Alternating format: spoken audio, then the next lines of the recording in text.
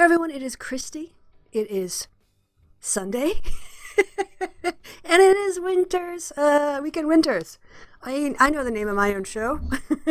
Hey everyone, hope you are doing well. I think the music might not be entirely off, so I'll take that down all the way.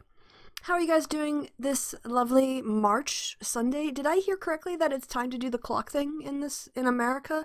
It's important for me to know because actually I call back to the States on a Sunday, and I usually do it in the morning, and if it's an hour, if they sprung back, it'll be an hour earlier, and I might wake them, so it's important for me to know these kinds of things. How are you guys doing? I'm doing all right. I'm going to have a very unpopular show today, but don't hate me, hate the numbers. It's not my fault. I'm just here to tell you what the numbers tell us, and we're going to talk about Elizabeth Warren, and I want to actually start with Elizabeth Warren because I think the points I want to make will lead on better to the advantages that both Biden and Sanders had going into this election. Sorry, I'm going to turn the heating down a little bit on my radiator. And yeah, oh, sorry, I'm also in the middle of playing a game and I forgot to do something. Then kind of, yeah, go from Elizabeth Warren into Bernie Sanders and Joe Biden and where things are going from here. So first of all, hello to the people in the chatsies. Hi, people. I see Flint is here. JMM is around. Who else? It is Darius. Good morning, all. And hope you guys are all doing well, or hope you peoples, I should say, are all doing well. All right. Let me just have a bit of a sip of my coffee, because I've only had 1 cup today, which is fewer than the 5 I had on Friday, which was way too many.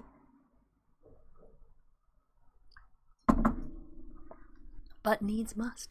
Friday is a coffee day. All right, a little bit of a wrap up. Another big week in the Democratic primary. We saw Elizabeth Warren get out of the race after coming in 3rd, 4th, just everywhere. The rationale for her candidacy collapsed, and candidates, most people who run for president don't win. You know, so you need an exit strategy, you need an off-ramp, and the question is, can you do it with dignity, grace in some ways? Can you use it as a springboard to build up your future? And this is where I want to get to on the Elizabeth Warren dropping out of the race thing. I think I have, yeah, I've got a little thing here. I'll swap it over. I've been busy organizing my interface so that we can see the chat and the window and Lion Kitty. And when I look at the screen, I'm looking in the right direction. Isn't that? It looks like I'm reading the thing that's on the screen. Otherwise, I'm looking up in the other direction and it looks really stupid. So I had to organize that. But anyway, let's talk about Elizabeth Warren getting out of the race. A lot, we saw this before when Cory Booker got out of the race as well. And the media, who pretty much ignored candidates of color throughout the race, yeah, for whatever reason in the Democratic primary there wasn't as much excitement around them, but the media goes through this whole, oh, isn't it terrible that the last person of color has dropped out of the race, and they only do this stuff when all the people of color have like been dying for media attention and some sort of earned media, and they don't get it because it gets covered by, you know, white candidates, and then they drop out and go, oh, isn't it terrible? So that was one thing. That kind of annoys me about this, is that we only seem to pay attention to issues of diversity at the start of the thing when it's like, oh, look at our super diverse candidates. And then when they don't get the support, which is like, oh, isn't it terrible that Democrats can't do better with these issues? Which there's a point to be made, but I think there's also looking at the structures of politics. So when it comes to Elizabeth Warren, when she then dropped out, it was, oh no, isn't it terrible? All the women have dropped out. And they went through, they really talked more about Amy Klobuchar. To be fair, I mean, she dropped out in 2020, whereas Kamala Harris and Kirsten Gillibrand, honestly, I'm going to put my hand up. I forgot Kirsten Gillibrand when they were talking about all the women who were running. And I was like, they're talking about Amy, but they're not talking about Kamala. And then someone mentioned Kirsten Gillibrand. I was like, oh, damn. Yeah, actually, I forgot Kirsten Gillibrand made an attempt in this race. But there is something and then there's a whole conversation about sexism in the Democratic Party and with voters and everything else. These are valid conversations. And I don't want to dismiss the role of sexism in any campaign. I also want to do a multivariate analysis. In other words, I want to look at other things that contributed to the two last standing candidates we have, older men, and you can say older white guys, and people go, oh, Bernie's Jewish, but like for all intents and purposes, he's still in the same white male power structure and benefiting from it than anyone else has. I mean, the guy is in the Senate, he's a millionaire with 3 houses. All right, so don't tell me about his intersectional oppression, because he's secular, I don't think he's religiously Jewish. I think he's, a secular Jewish person. All right. The narrative has really been dominated around this idea of sexism and why women can't win, which is a bit weird because we literally just had a woman who ran in 2016 and won the popular vote. So all of this sort of hand-wringing over Elizabeth Warren's inability to get across the finish line this time, I think leaves out a really important factor. And this is the point I wanted to get to. This is the big important factor. And Elizabeth Warren actually pointed it out herself in one of her interviews or her announcement. I think it was the questions after she announced she was leaving the race. And that is the power of incumbency. In political science, we know when we're predicting a congressional race or a state race or even a presidential race, the most powerful predictor of whether or not they're going to win their next race, if any candidate is going to win, is whether or not they're an incumbent. Incumbency is such a powerful political weight behind you. And it's not merely incumbency sort of as a category. It's the things that come along with incumbency. For instance, people have voted for you before. And people who have voted for you before and don't end up hating you are comfortable voting for you again. So just the psychological familiarity with having voted for a candidate is a huge advantage. There's also then just the structural advantages. When you're an incumbent, you've gone through the process of, let's talk about being an incumbent candidate for the Democratic primary. Hillary was an incumbent candidate. She ran against Barack Obama. She lost in 2008. And she went through the process, though, I think quite far in, almost to the convention. So she had an opportunity to build up all of these networks in 2008 that she then came back to in 2016. And that gave her a massive advantage over Bernie Sanders. Now, in 2016, Bernie Sanders went along and he built up a structure that should have given him a much bigger advantage than he's experiencing. But he at least had that experience, the networking, the coalition building, everything else in 2016 to build on for this time. So the question is not why Elizabeth Warren got out, or Klobuchar got out, or Kamala Harris got out, or anyone else. I'm looking at the question from the position of how did we end up with these two guys? And the thing that they both have in common is incumbency. And yes, they're white, and yes, they're guys, and yes, that gives them an advantage. But if we don't understand the power of being an incumbent Democratic primary candidate, we're going to miss things in the future. So, Elizabeth Warren dropped out quite early. She didn't have a chance to build a national structure, although she probably had more of a national structure than any of the other candidates who dropped out. Klobuchar couldn't afford it. Buttigieg couldn't afford it. Nobody else. So in terms of setting herself up for the next race, she in some ways is the incumbent going into 2024, 2028, whatever it ends up being. So when we look back at the Warren race, I think we would make a mistake in just pointing at sexism, pointing to sexism within the Democratic base, within the discourse, within the media. And again, I don't want to discount those things. All of those things were barriers to Elizabeth Warren. They were also barriers to Hillary Clinton, but she had the power of incumbency. Right? So women candidates can run. They can even win the popular vote. So people want to be upset about Warren. I get it. Like for the Warren people to come this far, to really have some hope to have her spike early on. I flirted with voting for Warren right around last autumn. And at the end of the day, the things that put me off her was how close she sort of hewed to Bernie Sanders. And I think she went with the whole eliminate private insurance. And I just don't think that's a winning strategy. It's just not a good electoral strategy. And then when she brought out her funding costed out her Medicare for all, she got dragged for that, and Bernie just hasn't, and he gets away with it. He gets away with it in ways that, like a man can, that a woman can. When she does her homework and she comes forward and she puts out her numbers and says, look at them, people tear them apart. And Bernie's like, oh, I'm going to bury it on a website in a 235-page document, and even then it's not properly costed, and it's going to fall $10 billion short. But, hey, let's just do rhetoric. Let's not talk about real numbers.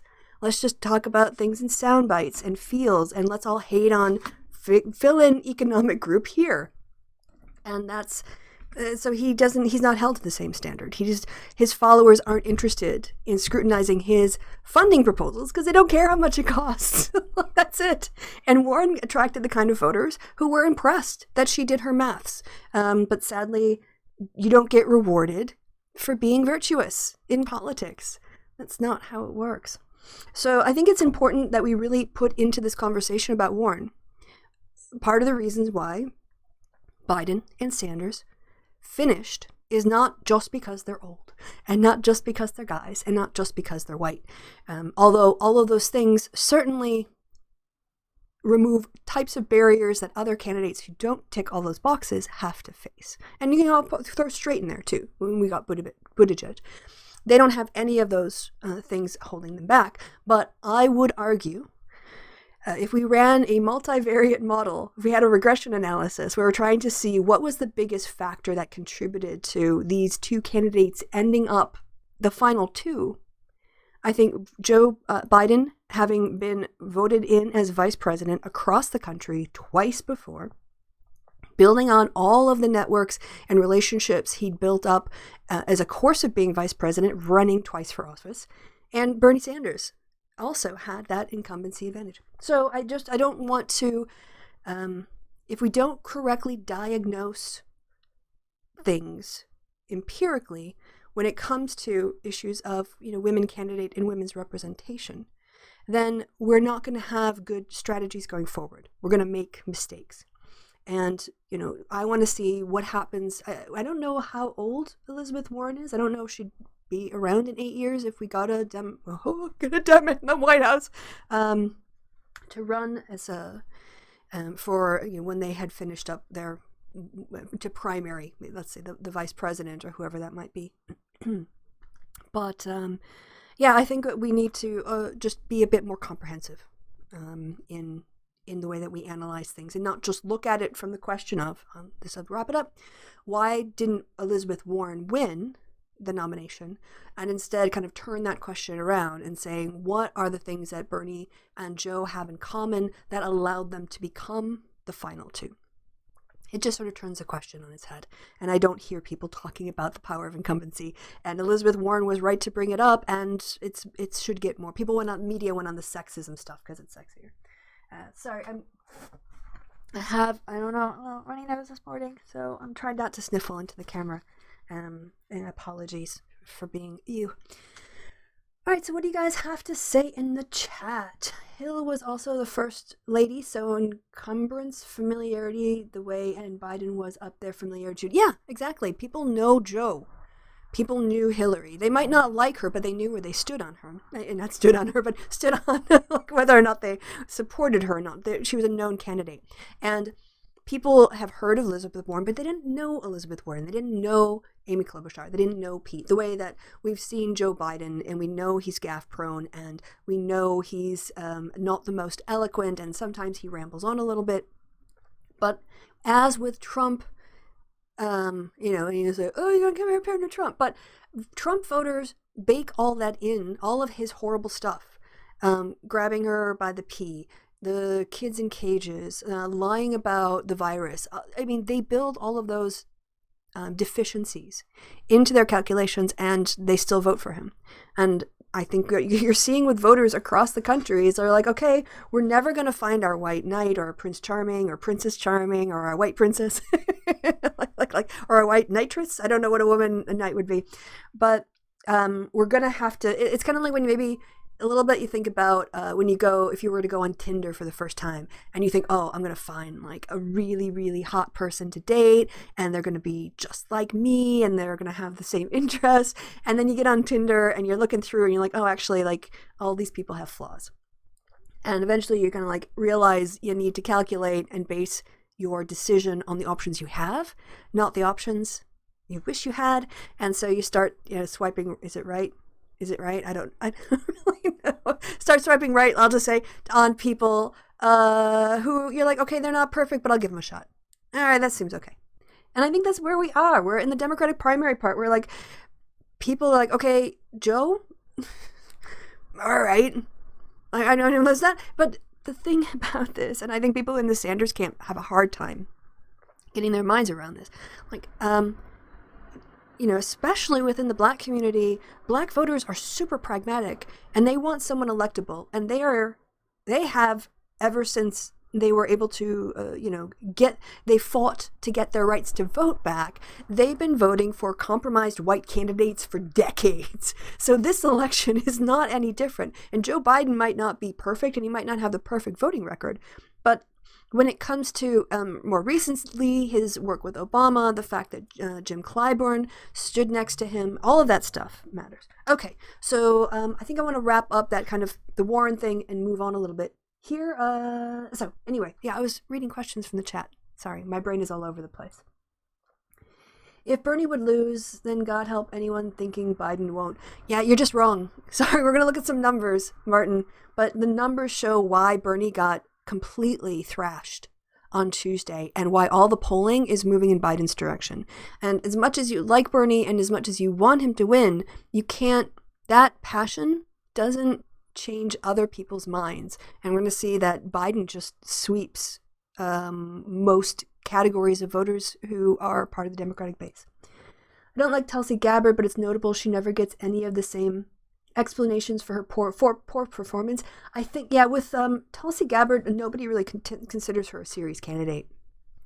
That's the problem. I mean, she's on the stage and whatever else, but kind of like Yang. I mean, they kind of gave Yang some media, and obviously Gabbard goes on Fox News a lot, so she gets a different kind of media. 76 Warren. Oh God, yeah. Okay, well, dang, Warren is 76. She looks great for 76. I mean, clearly she colors her hair, but I hope that's me at 76. I really, really do. Hiya, Lonely Wolf. I don't know what to think until I know who the VP of Biden is and Bernie are. They're probably out living the two nominees in the next 4 years. And that is key, actually. You are completely right there, Lonely Wolf. I think the next, one strategic thing that both candidates could do is to signal where the future of that part of the Democratic Party is by their VP pick. So let's say, I don't think it's going to happen because I don't think Elizabeth Warren is interested in running as Bernie Sanders vice president. But let's say, Sanders decided to pick Warren. This would signal that, he wants to stay within the progressive side of the party. He's not interested in expanding the base out. I personally think that Joe Biden would be very well served by picking a Stacey Abrams, a Val Demings, or a Kamala Harris. Because the way that I look at it, it used to be when Democrats or Republicans were looking at VP candidates, they based it on geography, or at least that was sort of one rationale, is if you had one person in the north, you tried to get one person in the south. Obviously, like Clinton Gore was a little bit controversial because it was Arkansas and Tennessee. It was really drawing from the southern states as opposed to a more national policy, a more nationally broad situation, or delegate-rich states. I think now that's a little bit less important, and I think what Joe Biden must acknowledge with his VP pick, he has to acknowledge that he only became vice president because he was picked by a black man and he rode his coattails all the way to the White House. That is true. That is completely true. Joe Biden owes his vice presidency to the talents and brilliance of Barack Obama. Joe did not win that race. So he sort of drafted in behind a black man and the black vote, and so that was how he got his start. And then in his hour of need, James Clyburn stood next to him and said, I have confidence Joe can win. And that confidence was sort of the direction that a lot of voters are like, just tell us like that you think he can do it, because they were lacking that confidence. And so James Clyburn's endorsement was like for people who were wavering, it made them feel more solid. It moved them solidly in that direction. Or even if they were kind of on board for Joe anyway, the Clyburn endorsement might have motivated them. And it's not just people in South Carolina. I think that had an effect. The media coverage on that was nationwide. So Biden owes, Clyburn. And then South Carolina black voters basically crowd surfed him. They picked up Joe Biden and they crowd surfed him to the victory in South Carolina. And then on the Saturday, and then on the Tuesday, they just kept crowd surfing him all the way to victory all over the country. Especially in the South. Now, he did well. He won Maine. But when you want to look at the blowouts, Virginia turnout was almost double. And Biden just swept that. All the southern states that were up on Super Tuesday. And Biden also got a lot of the late breaking vote. Like half of it, when it was still a competitive field. So all that momentum came from black voters. Joe Biden owes his career to black voters and black Americans. So if he does not, and this is the other thing too that I'm picking up with hip hop, and of course, being white, it's not as much, I didn't come from a bad neighborhood or the idea of lifting people up. White people, I think, are just more out for themselves. But within black communities, I've heard people talk about when you do well as an artist, you go back to your community and you hire people in that community. You go back to where you grew up and you're a poor neighborhood and you spend money there. And you give opportunities to young artists who are coming up next to help build, right? So that sense of it's not just about you. It's not just enough that you succeed. You have, as a member of this community, when we lift you up, you should you should also lift others up behind you, just like you were lifted up by the community. And Joe Biden, it would serve him very well to set up as a vice presidential candidate another great, talented person out of the African American community or the black community. Again, I don't want to assume everyone from in the United States who has darker skin comes from Africa or identifies with an African descent. That people can come from other places. All right. Sorry, I'm going to give you this warning now. If you want to go after Biden on his policies, that's fine. But if you're going to spread the lie he's got dementia or he's senile, your ableism is out. Okay? I'm not going to tolerate that, because if you want to, I don't attack Bernie for his heart attacks. I don't spend my time up here going after Bernie because he's a health risk and he's hiding his medical records. That is not what my content was about. My critique of him is about his policies. And if you can't do the same when it comes to Biden, zip it. All right. Yeah, exactly. Stop with the ableist thing. Be better. Have a policy argument. That's not too much to ask. Just have, because again, if I was playing dirty and saying we shouldn't vote for Bernie because he already had a heart attack and he's going to die in office and he's completely unreliable as a candidate, then you could come at Joe that way. But I don't do that to Bernie. Okay? I criticize his inability to expand his base with voters. Right. So that's the Warren story. So let's move on a little bit to see how bad things are for Bernie. Things are really bad, people. Things are really, really bad. And I want to explain why, now that we've had a few days to look into the numbers, why it looks so bad for Bernie. And just to reinforce, the fact that you love Bernie and you want him to win and you believe you're right doesn't win you elections. It just doesn't. Voters win you elections.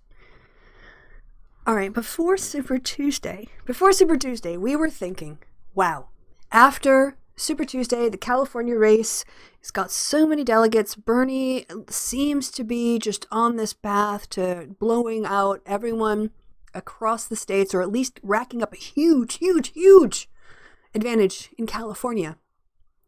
Yeah, none of that happened. We had the Clyburn endorsement, we had South Carolina, we had the coalescing, we had the rally on the Monday night before Super Tuesday. And again, people who were like, okay, I think Klobuchar is the best. They weren't like, oh, I hate Biden. They just like, oh, I like Klobuchar better. But when she came out for Biden, when Buttigieg came out for Biden, those voters listened to the candidates they supported and shifted their support, because when you're a member of a party, it's about getting the party across the line, not the person. And so that show of unity was huge for Biden. So where do we stand today? Well, instead of Biden chasing Sanders by, he was saying, oh, if Biden can keep it to within, 60 or 70 votes, that would be a great, great Super Tuesday for him.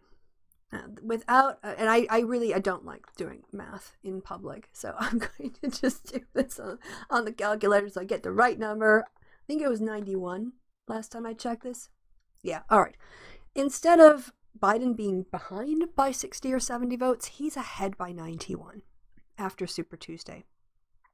And these are as of 12 o'clock my time today.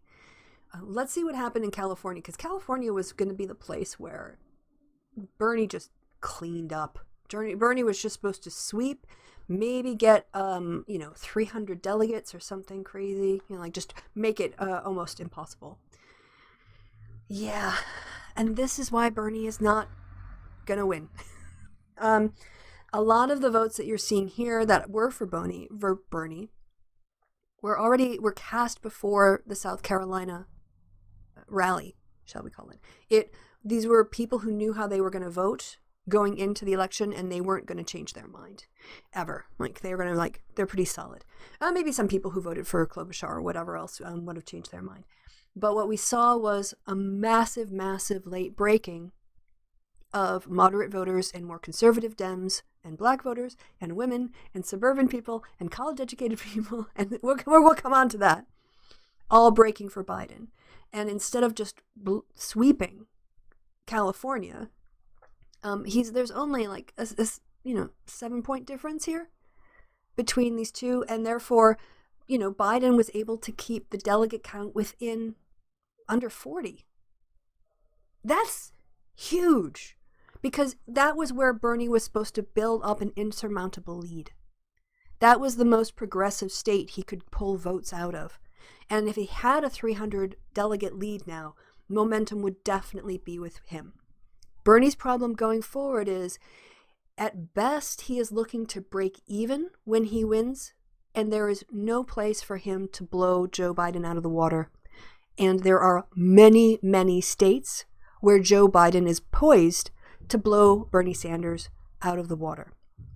The other thing that I don't hear people talking about is the fact that these other delegates for the candidacy have, except for Elizabeth Warren and Tulsi Gabbard with her one, everyone else has has gotten behind Biden.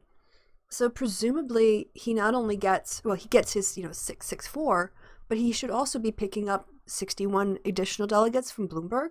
It's 26 from Klobuchar and from Buttigieg, and some from Klobuchar. So that makes it even more difficult. And even if Elizabeth Warren were to back Bernie Sanders, and there's no guarantee that she will, she can't help him with her 64 votes. Literally, if she gave him all her 64, the other candidates in the moderate lane combined just give him a bigger advantage. So number-wise, Bernie is looking, I think, at an inevitable getting out of the race. And just because of the numbers. And it's not just because of the numbers, it's because he's just been a failure as a candidate. So let's look at why Bernie Sanders got blown out on Super Tuesday. Let's look at why he is probably going to lose the nomination, possibly before April. By April, it might be over mathematically. All right. This is, unfortunately, it's out of date. It's from the 4th of March, which I guess is not technically so far out of date because it's, what is today, like the 7th or something? The 8th of March. And these are also Super Tuesday results. So presumably, I mean, I don't know how much any additional numbers out of California would have changed this. But this explains the mechanics of why we saw Joe Biden win in Maine, in Virginia, let's just look. Can we look at where he's won? On Super Tuesday, his momentum coming out of South Carolina had shifted polling predictions already. Whereas to predict that Biden would win 7 states and Sanders would win 7 states on Super Tuesday. That was the benchmark. That was, I think it was, I saw multiple people with that number, but definitely like Nate Silver. Oh, my feet are getting cold. Hold on. I have to put on my warm socks. I'm sat by my window and I have to have my window open because my computer has it likes to overheat. So the fan is insufficient. So I have to open up the window to let the cold air come up underneath it. Laptop. My socks aren't going to match, but I don't care. And as a consequence, the cold air just flows down over my toesies and then they get cold.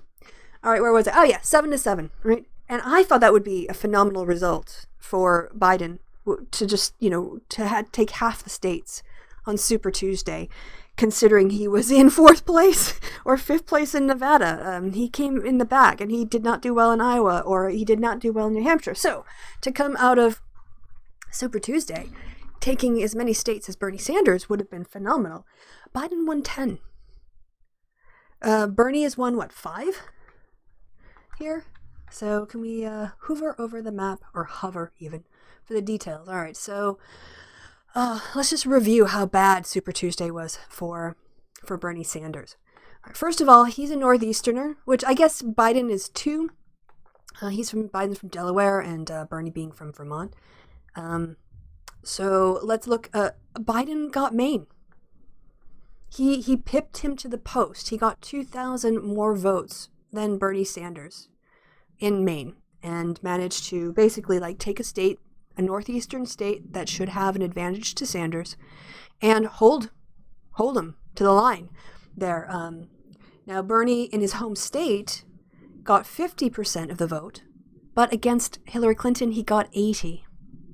Biden was able to pick up 20%, and then Warren got 12%. So another factor that we're going to see here that is very important to understand when it comes to Bernie's losses is that he has lost the rural white voters who hated Hillary Clinton. And it seems to make up, something about, maybe up to 10 points. Also, I see, who is it? Damon Souls. Bernie turns out people that want healthcare. No, he doesn't. And I'm going to show you. I'm going to show you right here. I'm interrupting my flow, but I just have to prove you wrong. So according to the exit polls and what people told pollsters as they came out of the exit polls in Maine, California, across the country, when it comes to top issue healthcare, median voter support, and Super Tuesday healthcare, Biden won. Biden wins on healthcare. Bernie bros and Bernie broettes and Berniers, just get this through your head. Just going M for A, doesn't win you votes. 48 to 22%. No, that's healthcare. Sorry, 40% to 28%. Almost half of voters trust Joe Biden on healthcare more than Bernie Sanders. So no, he doesn't. This is it. You guys have to look inside the numbers. He does not turn out people who care about healthcare. Biden does. Biden gets the healthcare vote. All right? And you're not arguing with my opinion. You're arguing with the exit polling data. So either learn your lesson from this or lose. Those are your options. You can either figure out where the voters are and go to those voters, or insist that the voters come to you. And you know who loses elections? People who insist that voters come to them. You have to go to where the voters are. All right, so back to the map. Just had to smash that completely. All right. Vermont, New Hampshire, again, another Sanders state. He actually did well there. It looks like Buttigieg. Oh, that was earlier, right? That was before the Biden So that one doesn't really count. That was in a Super Tuesday state. So he basically got 30 points less for himself. I mean, delegate-wise, it didn't make a difference because Biden, I guess maybe if he would have kept Biden under viability, but Vermont doesn't have that many delegates. Anyway, next is Colorado. And again, you see a Biden surge. Yeah, Bernie Sanders got 36.5, but Biden was right behind him with 24, and Bloomberg also reached viability. So despite the fact that Bernie won, he doesn't get a big delegate haul. He doesn't get to scoop up a whole bunch of delegates because it's proportional representation in terms of proportional distribution, and you have to have a minimum viability of 15%. Sanders got Utah, but both Biden and Bloomberg crossed the 15% threshold, so he doesn't pick up as many delegate votes. And in Nevada, we did Nevada before Super Tuesday, so that doesn't count. So where are his 4 states? Oh, California, which they haven't called yet. I guess there's still votes coming in. But again, without keeping multiple candidates below viability, in this case, we saw Biden is keeping up even with Sanders everywhere he runs. Now let's look at what happens in states that Biden won, because we've seen Sanders squeaking out and sharing delegates with multiple candidates who have viability. Where do we want to start this? Should we start in the Northeast? All right, so Massachusetts, not a big blowout win, northern state, but he did manage to beat Elizabeth Warren in her home state. And tactically, if you are the candidate, you don't have to win everything 100% if you can just hold your opponents to an even where they're meant to scoop up delegates, and then you sweep up delegates where they can't win. And so coming first in Elizabeth Warren's home state is just demonstrates where voters are. And if you diss on what Biden is doing, what you're really doing is dissing voters who picked him. Virginia, massive turnout, absolutely massive. And here we see, Biden got 50% of the vote against Sanders, who got 23. And that clearing that 50% threshold, which Sanders hasn't done in California, will result in a lot more votes for Biden. North Carolina, again, beating Sanders. And in this case, Bloomberg didn't make viability. So that means fewer delegates to spread out between the candidates. Advantage Biden. South Carolina wasn't on the list because they did on their primary earlier. Again, blowing out. Here we got Sanders and Bloomberg getting viability and Biden scooping up a bunch of delegates. Biden up by 63.2% and Sanders barely making viability. Biden got a ton of delegates out of the states. We'll have a look at that in a second. Arkansas, again, just sweeping through, only sharing delegates with Sanders, who's barely crossing for viability. Oklahoma was the one place where turnout was down. And this is also important. Part of the reason why Biden is doing well in these states is because turnout is up. People are turning out. Moderates, conservative Dems, black voters, suburban residents, college-educated voters, rural voters, they're all turning out. So this idea that somehow Biden can't excite the base, I don't see any evidence that Bernie can excite the base. Bernie's base has not grown in 4 years, and that's his fault, his failings. And then, of course, just surprise win, because this is where Bernie Sanders, who is supposed to do very well with Latino, Latinx, Hispanic voters, thought he was going to win Texas. And Biden came, he snatched that right out from underneath him, just pulled the rug out from right underneath him.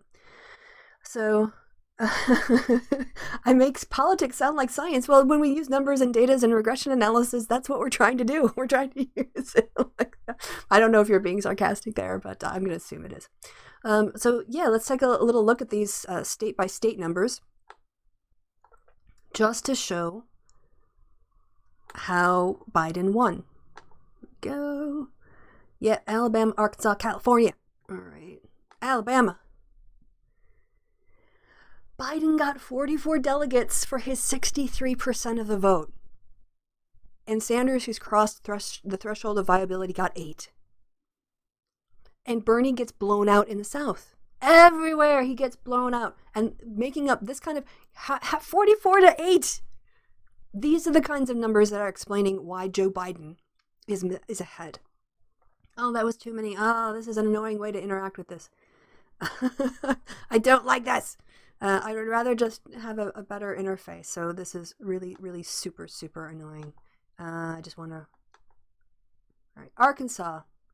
Closer, but those 5 delegates from Bloomberg will now go to Joe Biden, presumably. So he's got 22-9 out of Arkansas. So, again, not a good look. And, oh, this is just so annoying. I'm going to stop this after the next one. And then we'll have a look at that. We looked at California, I think. Let's look at Colorado, right? Another area, Latino, Latinx, Hispanic, whatever, vote. Bernie Sanders, 36%.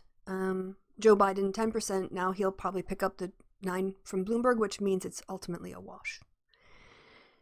That there's no, and here's the thing about where we're going next, right? Because the next few states that we have coming up are on Tuesday, and the big difference between what happened, last week, or was it last week already? It feels like it was longer ago than that, but since March.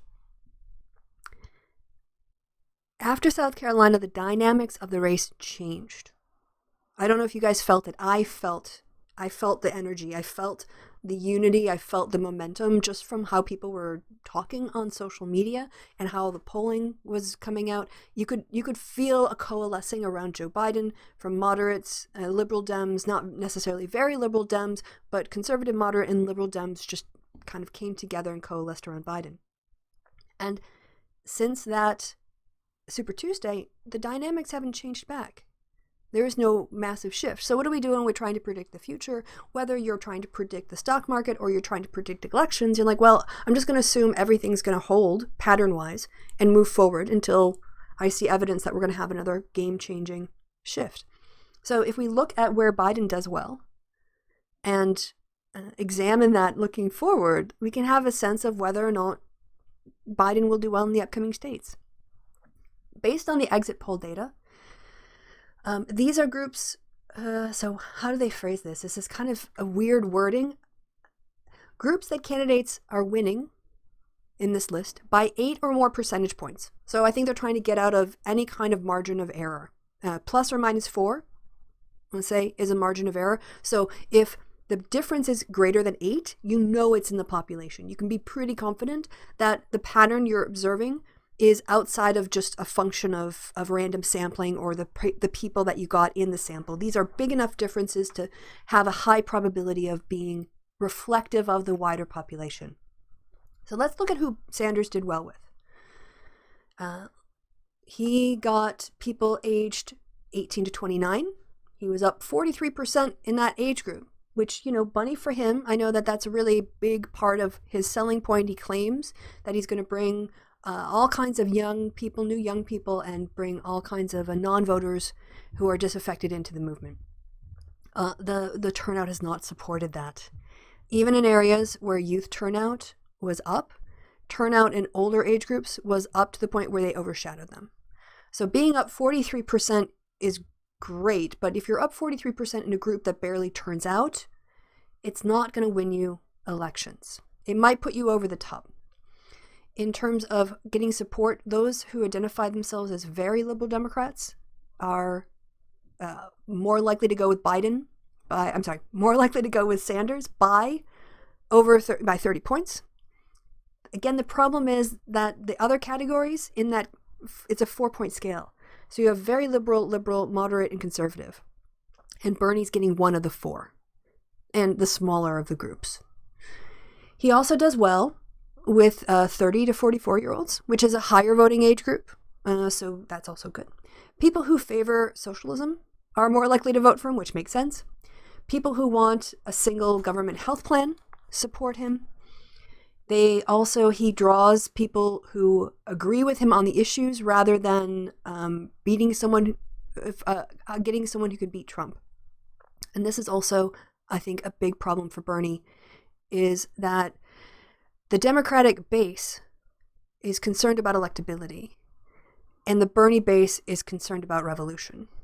Like the thing, like, when I hear Bernie talk, it's almost like the Constitution and Trump is a side project. And what he really wants to talk about, regardless of the threats to our Constitution or the state of America when it comes to mass shooting or police violence or those issues, those identity issues, he just wants to talk about billionaires and corporations and big pharma and big banks. Everything is framed in terms of how we have to appropriate your issue and turn it into some sort of class analysis. So, I mean, yes, he will definitely get those people who want a candidate who agrees with him on the issues. And he is doing very well with Hispanic and Latino or Latinx voters. He's up 9 in that group. So that is, I mean, I think that's a very good summary of the Bernie base. They are under the age of 45. They're more liberal and have a favorable view of socialism. They are comfortable with seeing the elimination of private health care. They want an ideological candidate, and they're also more likely to be Hispanic than the Biden base. Right? What? Decrying Shu character is not a leftist because she's a racist. Oh, God. Yeah, actually, Damon, thank you for bringing this up, because I also, I was looking at a video done by Shu on Head, where she erases black voters. So I wasn't going to bring this up, like, during the show, because I didn't think I'd have enough time. But if you want to have this conversation, let's have this conversation. Yeah, so June went online to, do her abusive, insulting, ableist, gross content, because she's a racist who erases black voters. So she did this one where she's mocking Sanders. I'm sorry, she's mocking Biden as being dead. And, despite the fact that Bernie Sanders had a heart attack. But in this video, she goes around and attributes all of the agency for Biden's win to white candidates. And she entirely erases, from what I've been able to watch so far, and I'm going to finish it, she erases the role of Clyburn, she erases the role of South Carolina, of black voters across the country who turned out in massive numbers, and that groundswell, in order to bash white liberals. So, yeah, the fact is that June has not reformed her racist views. She doesn't include black people in her calculations, and she completely erased the role of black voters, at least in the first 15 minutes of this, or 5, sorry, I have to go through and listen again. But, so no, the racist person here, in terms of the Bernie supporter, is continuing on with her racist framing, which is all about focusing on white people. And so yeah, she was trash. She's still trash. She hasn't stopped being trash. All right, so when we look at the Biden base, what kind of coalition showed up at the polls for him? And this will tell you why Biden wins in the South and why he won Minnesota. Oh my God, we didn't even talk about the fact that he flipped Minnesota from Bernie. Bernie won Minnesota in 2016 as a caucus state, and it became a primary state, as did Washington and one other state out west that we have to take a look at. And Biden just blew him out of the water. Just blew him out of the water in Minnesota. So Bernie is also not able to count on caucuses to get him across the line the way that he did in 2016. So these are two structural problems undermining Sanders' support. He doesn't have misogynists who hated Hillary Clinton, especially rural whites. Were really boosting him in places like Michigan and Wisconsin, and in the southern states with their misogyny against Clinton. You take that away, you kind of take away a big motivation for those people to turn out for Sanders. And also there was something else I forgot. Well, he's just got a limited coalition who hasn't moved himself forward. So let's look at the Biden coalition. So he just swamped with black voters. Up plus 41. I mean, Bernie gets, they list here, Hispanic and Latino by plus 9. But Biden is winning black voters by 41%. That's huge, huge, huge in certain states. And it's why he's going to continue to blow him out in places like, Louisiana and Georgia when it comes up. people over the age of people over the age of 65 plus 32. He's just completely wiping those out. And you notice that even though Sanders has a 43-point advantage with 18 to 29-year-olds, he's got only an 18-point advantage with 30 to 44-year-olds, whereas Biden has a 32% advantage, people over the age of 65, and they turn out at much higher rates. So they're a bigger proportion of the voting population, and they're more likely to turn out. Huge. For those who oppose changing to a single government health plan, Biden is cleaning up with those, 31%. For late-breaking voters, so people were persuaded in the last week or so, in the last couple of days, he was up 30 points over Sanders. And that late-breaking thing is that momentum shift we talked about. People who identified themselves as moderate or conservative Democrats, he was up 28%. People with an unfavorable view of socialism, he won by 27%.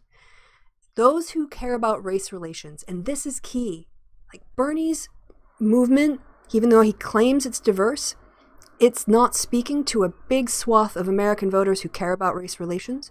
So for those people whose top issue is race relations, they broke for Biden by 26 points. When it comes to people aged 45 to 64, he was up 24% over Sanders. So let's just compare, like the younger group. The most powerful one, 18 to 29, up 43 for Sanders, but that's the group least likely to vote. Biden, 65 and older, plus 32%, but much more likely to vote in a bigger part of the population. And then 30 to 44 plus 18, but for Sanders. But Biden gets 45 to 64 by 24%. So again, he's winning out a bigger percentage of a higher turnout group. For those people who want to beat Donald Trump, they're going with Biden by 22 points on Super Tuesday. They see him as a safer pair of hands than Bernie. People who identify as Democrats, people who think, hey, I'm a Democrat, they were breaking for Biden. And this is where party comes along. And when Bernie runs as a Democrat in the primary for the Senate and then quits the party to be an independent, he did that twice. And then he joined the Democratic Party to run against Clinton and complained about it and crashed it and talked about how horrible it was. And then he quit. He didn't stick around to fix it. He quit to be politically pure. And then he decides he wants to join it again in 2020. Like, as I put on Twitter, like, the Democratic Party is not your side chick. We don't just sort of like be happy whenever you show up and grace us with your presence. We're out here working for 4 years without you because you quit. And now you want my vote? You're going to drop me when you're in the White House just as quick as you dropped us when you didn't get what you wanted in 2016? So yeah, when you have a Democratic identification, seeing someone come in and use you and drop you, yeah, it's a little bit alienating. Women, he was winning by 12 points. People whose top issue was healthcare, he beat Sanders by plus 12 on Super Tuesday. People who identify as somewhat liberal, he's not just getting like conservative Democrats and moderate Democrats. He's not, the people he's not getting are the very liberals, the Sanders supporters, and they're just not that much of the voting population. So he was up by people who are somewhat liberal by 11 points. College graduates, he's winning with people who are college graduates. And you want to say that these are the people who should understand the economy and understand the class exploitation, right? Be more class conscious. No, these college graduates are breaking for Biden. And finally, white voters, plus 9. So he won with white voters and black voters and women and older people and moderates and conservatives and liberals and people who cared about healthcare and people who cared about race relations and people who want to win against Donald Trump and people who are college graduates. And that is why he won 10 states. And that is why he will probably sweep or nearly sweep the next election or the next set of races this week. Because with that kind of coalition of people who are a bigger part of the voting population and people who are turning out for you at a higher rate, like, where does Sanders go from here? He has to, his choices are to stay in his lane and hope that, unlike the last 4 years, people start to listen and change their minds, or he can change his message. He can try to appeal to a wider base. I think Bernie's strength of consistency, as listed by Joe Rogan, is actually, it's his biggest flaw. He thought he had more support in rural areas and in urban areas even. He misread support for his populist socialist agenda when it was really misogyny, when it was really anti-Clinton sentiment. And now that he doesn't have that anti-Clinton hate driving people to the polls to vote against her, his support is collapsing in rural areas. So, you people are focusing on the wrong thing. You will never improve anything this way. We're focusing on getting a Trump out of the White House. That's the patient is bleeding out here. The Constitution is on the line. And we are going to have economic structural issues for decades to come. But if we do not get Trump out of the White House in this cycle, we might not have legitimate elections to do peaceful transfers of power anymore. And then how are you going to get change? So you have to, when you come across somebody in a car crash and they've got a cut on their leg, but they've also got an obstruction in their throat and they can't breathe, you don't worry about the cut on their leg first. You clear their air passages because that's the immediate threat to brain death. And Trump right now is an immediate threat to brain death for the Constitution. So you need to pop out the obstruction, clear the passageway, get the patient breathing again, and then you can go on and deal with the cut on the leg. All right? Even if they're bleeding out, you still got to get them to breathe first. So, all right, so these are just the numbers. These are just basic maths. The other massive advantage Biden has going forward is that Bernie Sanders already had his best state. Bernie Sanders already had his best chance to put up a huge lead in Texas and California. And Biden beat him in Texas, and he held him to almost a draw in California. And when you look at the rest of the map, it's not friendly for Bernie. Because he's actually not he might be a populist candidate, but he doesn't have a popular appeal. All right, so I'm going to leave that up because that's important. We've got the state results. Ooh, delegate tracker. What's this? Let's look at that. I love this stuff. This is my favorite. Election times are my favorite. Okay. I'm just scroll down here and see what other things I have. Oh, that's okay. That's not very exciting. Road to 270 map. Let's see what this looks like. I will take 270 to change a state's party. Click on a state.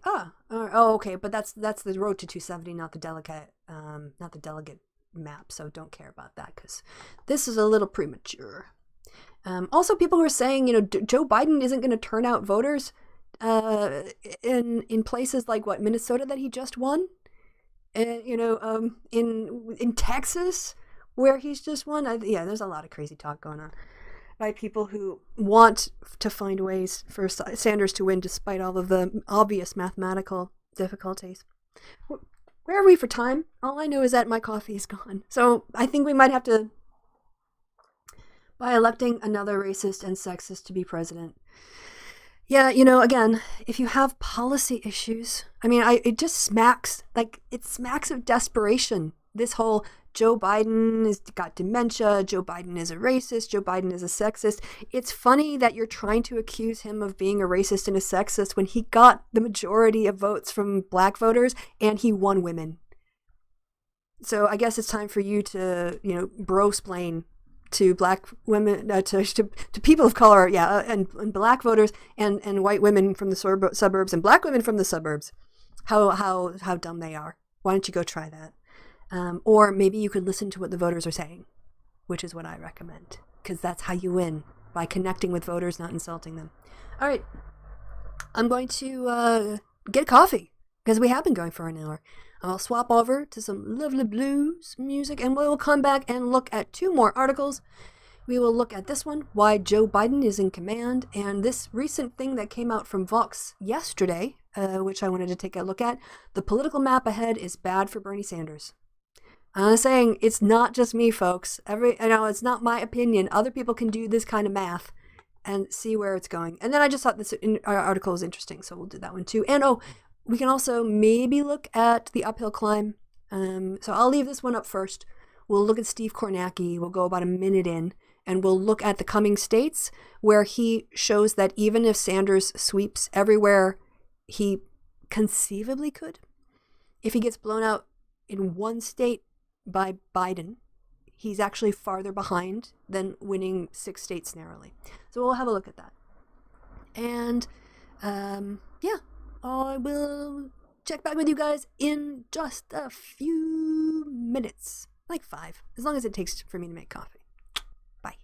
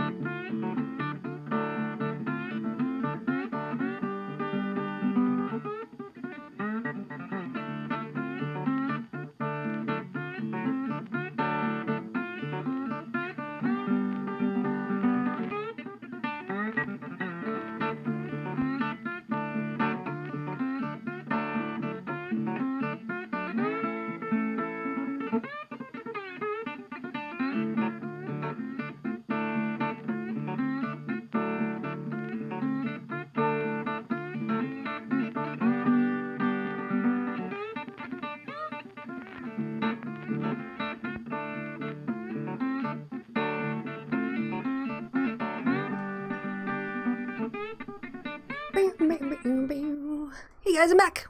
Welcome back to the show. Hey, it's Christy's Weekend Winters. You know that because you're already watching, and we are an hour into this. So let's get back to it. While I was on my break, I did think about showing you guys a creator I like a lot. That's not spelled right.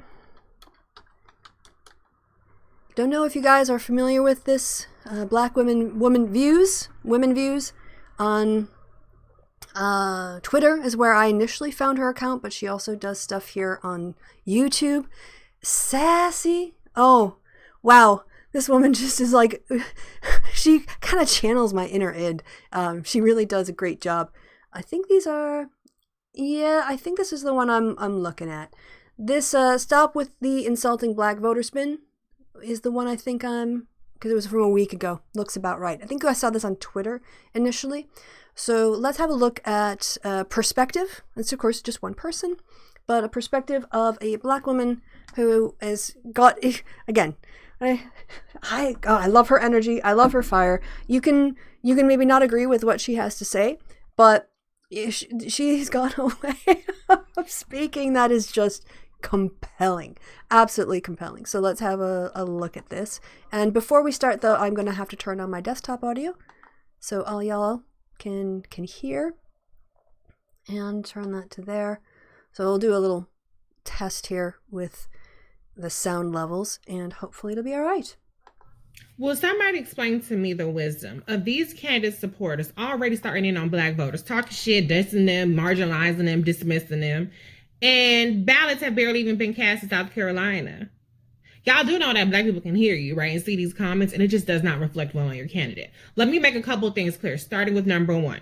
Black voters are going to make a decision based on a slate of facts. It's what you're proposing, what your record is, and what your receipts are. Okay, that's how Black voters come to a determination on who they want to vote for. They're not just a bunch of dumb, low information Black voters.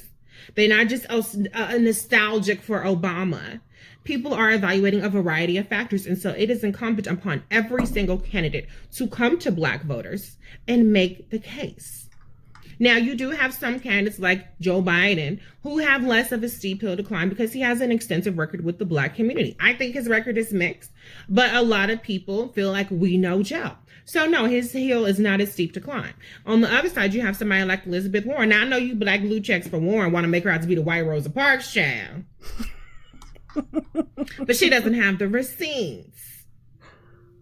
Y'all don't want to admit that. Y'all bought into your whole echo chamber of, surging with Black women support, all the other bullshit, but she didn't have the receipts and she didn't do the work. And you can parachute in every Black blue check child, but the candidate has to show up, and she didn't do that. She did the least amount of events, 20 events in 14 months, than any of the top tier candidates. And then you wonder why she hasn't made more inroads with Black voters? Duh. So that's on her. It's not on Black voters. And so what all you candidates need to do, supporters, it's not just Warren supporters, it's also Sanders supporters. Quit treating Black people like they're fucking stupid. Quit dissing Black people. If you want to make a case for your candidate, make the case for your candidate. You could do that in an affirmative way. If you could recognize why Black people are going to this candidate versus that one, maybe you can help your own fucking candidate. So why don't you do that instead of talking shit? Thank you. Yes. Make an affirmative case for your candidate. Yes. And leave Black voters and your little contempt for them the fuck out of it. And maybe your candidate might do a little goddamn better. I'm sorry. Those are just truths. Like, people who are Sanders supporters need to listen to her and other candidates, not just people in your echo chamber, 22 year, because he does well in age groups. I get, if you're under the age of 30, he's got a more diverse, you want to say, base, but they don't turn out. So it's really hard to win elections when people don't turn out. And the other thing that really annoys me about the Sanders delusion is that he keeps saying, I'm going to get massive turnout in November. And people are asking him in race after race when youth turnout is not surging the way he keeps promising it will. What is going on here, Bernie? He's like, in November they'll turn out. Well, if they're not turning out because they're excited for you now, why would they turn out in November? This makes no sense to me. And it's basically like, I can't explain my failure, so I'm just going to magic up some voters. Promise. I can't turn these people out now when it counts. I can't turn out these magical, surging first-time voters now when I need them to get across the line for the nomination. But definitely, if you throw women voters under the bus and white voters under the bus and black voters under the bus and old people under the bus and moderate Dems under the bus and conservative Dems under the bus and college you just ignore all that base and give the nomination to Sanders, magically the loss and demotivation in those categories will be made up for an invisible army of voters that has yet to show up at a poll. I don't believe you. That actually was not the one video I was thinking of. She did one in her car. Women. Plural. Vote. Right? How did I forget her name already? Dang it, I'm following her as well.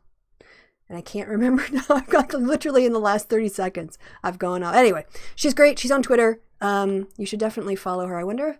I don't think so. Black women. Yes, views. Thank you. Views, votes.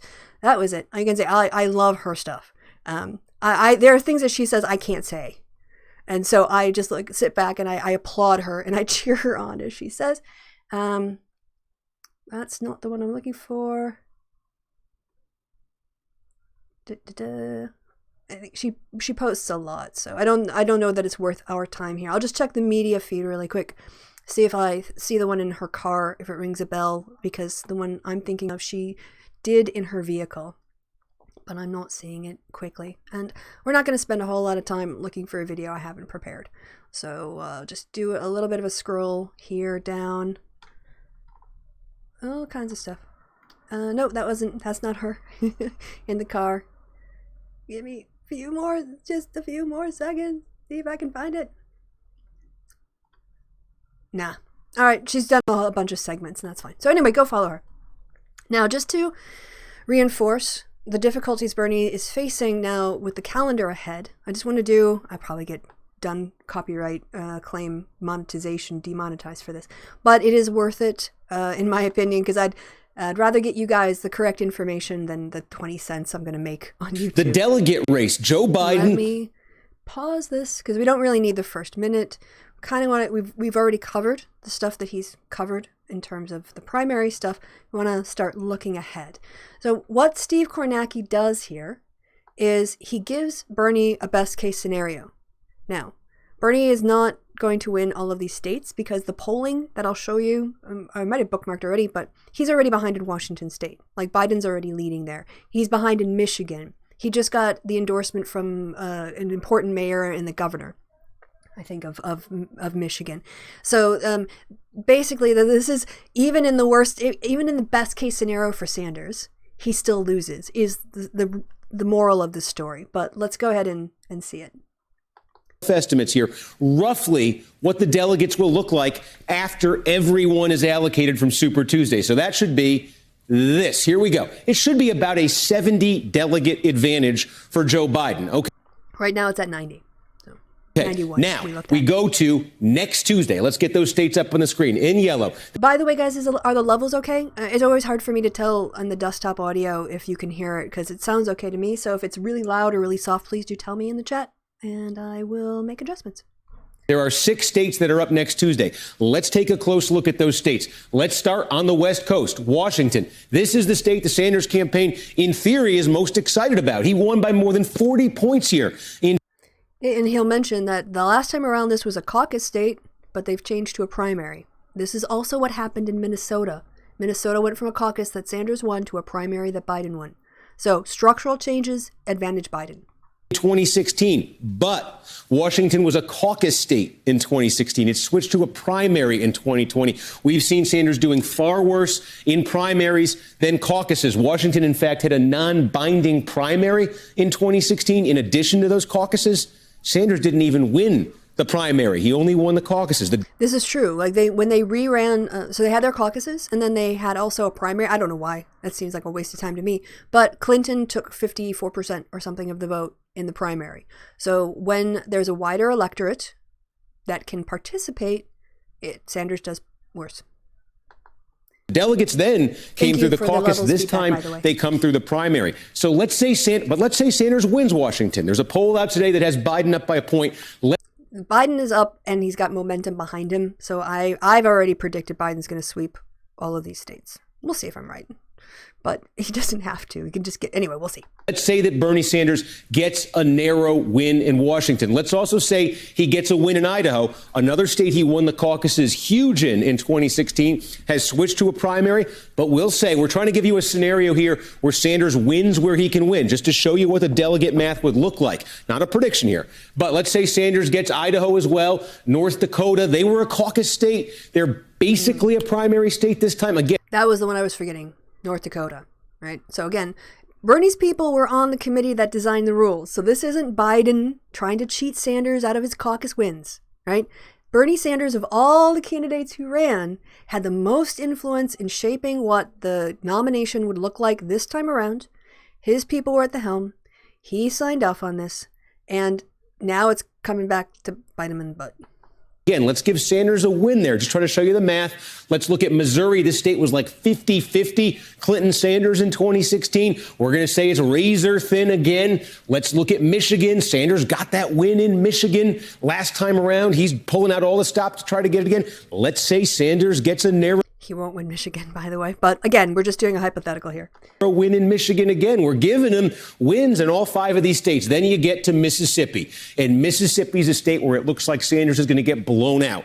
It's going to get blown out because his support with black voters is so small, especially in the Deep South. Next door in Alabama last week, Sanders lost 63-16. In Mississippi in 2016, Sanders lost 83-16. 83-16. And that was against Clinton. So if you figure he's doing worse against Biden than he was against Clinton, he might not even make viability in Mississippi. Right? That is, if you can't get out the Dem base to reach viability in a 2-person race, why should you be the nominee? If your history as the Dem nominee is to get no southern states, either in 2016 or in 2018, Florida, Virginia, North Carolina, we need these states to be competitive. And Bernie is getting blown out in them.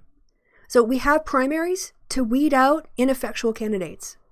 And Sanders is getting weeded out. Very likely you're going to have something like that happen again. So we're saying Sanders competing very well in these states, winning these states, getting blown out in Mississippi. Now, look what this does to the delegate math. It takes Biden from up 70. And on the strength of that huge win in Mississippi, this is what happens. Biden stays ahead. Look at that, 71. He's now up 82. Biden's lead increased. That's the reality of delegate math in a one-on-one race. If you're losing states narrowly, you're not losing a ton on delegates. If you're winning states big, you're gaining big on delegates. Now take a look here. Let's advance it. Let me get this off. This is the 17th. Victoria was talking about this. All right, so now we're going to look at more states that Biden is going to do very well in. Even if we concede Arizona, how does Biden not win Barack Obama's home state of Illinois? I'm sorry, I just don't see that happening. And Florida, Bernie's already not even on path to viability in Florida right now. He's getting about 12% support in the last poll I've seen. And Biden is just at 60-something% in Florida, which means sweep, which means a huge delegate haul. All right, so just as a little bit of background.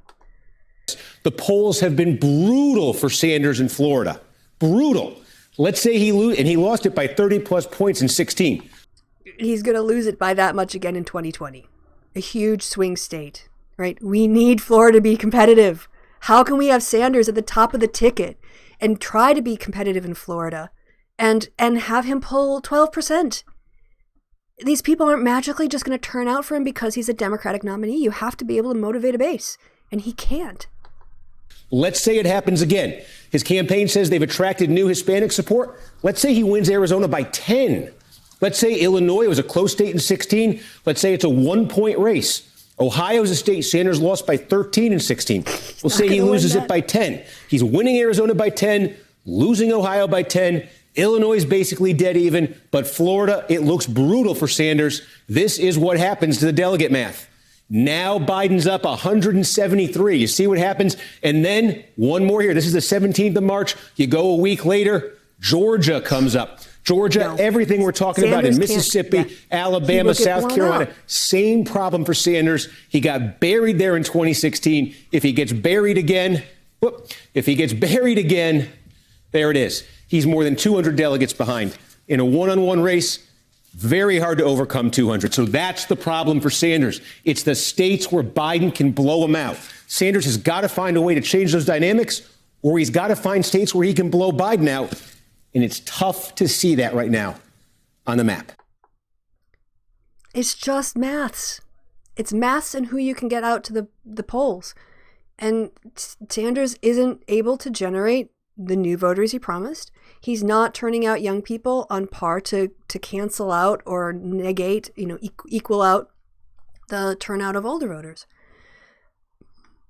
You can be mad at me and you can shout and go, Joe Biden is sexist. Well, women are voting for him. You go, oh, Joe Biden is racist. Well, black voters are turning out for him over Sanders. So what, you know better than women? You know better than people? Maybe be a bit humble. Figure out what you need to do to appeal to people as opposed to abuse people. All right, so why this is the opinion. I didn't even actually look to see who wrote this, so who knows, it might be Jennifer Rubin. Yeah, of course it's Jennifer Rubin. Probably not going to read out a Jennifer Rubin piece. I appreciate her opinions, but I don't necessarily want to lift up her voice because I get she's problematic. But she, in terms of political analysis, she's got some takes that I think are, I see in my feed. All right, so this is a more friendly, like a less open for, oh my God, I can't believe you put out something by Jennifer Rubin on your Twitter.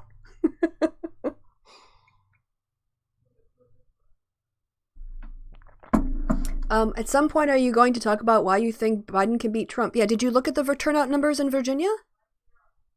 Did you look at the turnout numbers where Biden does well? He actually is getting the base out. He's exciting the base. And he's also putting back together the Obama coalition, which is suburban voters and black voters. And with Hispanic voters, I think he can appeal to Hispanic voters, and he also does so much better in rural areas than Clinton did last time around. So he's able to put together the Obama coalition from what we've seen. This is not speculation. He did it on Super Tuesday. He's putting together the Obama coalition, and he's eating into Trump's rural white base. And that is how you will win. I hope that explains it. 250? That's it. Obama coalition plus rural whites equals White House. And Biden can do that. And Sanders is proving he can't. All right, so what do they say here? Bernie Sanders faces an even bleaker situation today than when he was at an equivalent point running against Hillary Clinton in the 2016 primary. This is it. Bernie has a second chance at this. He's the incumbent, and he's doing worse than he did against Clinton. People need to take this on board. Liking Bernie doesn't mean he's going to win. It doesn't mean other people are going to vote for him. No matter how much you love him and care about him, believe you're right. What he's failed to do in the last 4 years is any outrage. He's failed to make connections with the voting base that rejected him last time. And he took for granted rural whites who aren't with him this time. So continuing with the Vox article.